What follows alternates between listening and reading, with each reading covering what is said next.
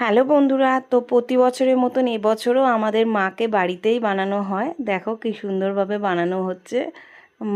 আমি যদি আরেকটু আগে আসতাম তাহলে পুরো কাঠামোটা যখন তৈরি করছিল সেটা দেখাতে পারতাম, কিন্তু বাড়িতে আসতে একটু লেট হয়ে গেছে দেখে দেখছি মাকে অলরেডি এরকম মাটি দিয়ে রেডি করা হয়ে গেছে, এখন রং করা হচ্ছে।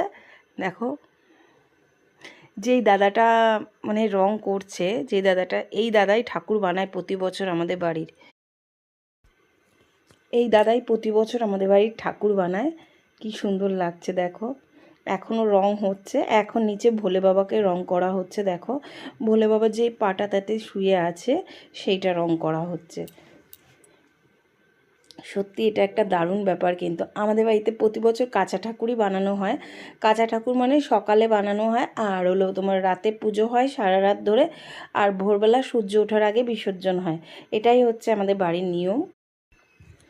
এখন তো নিচে যে বাবা যেটার মধ্যে শুয়ে রয়েছে সেই পাটাটা রং করা হচ্ছে, নীল রং করা হচ্ছে। দেখো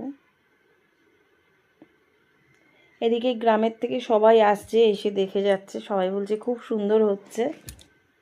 আর এদিকে মায়ের যে মুন্ড মালাগুলো হবে না, সেইগুলো ওখানে রাখা আছে, সেইগুলো রং হয়ে অলরেডি ওখানে রেখে দিয়েছে, ওটা মুন্ড মালার। এদিকে মায়ের এখন কলকা আঁকা হচ্ছে, চোখ আঁকা হয়ে গেছে। এখন মাকে কি সুন্দর লাগছে দেখো, দারুণ লাগছে।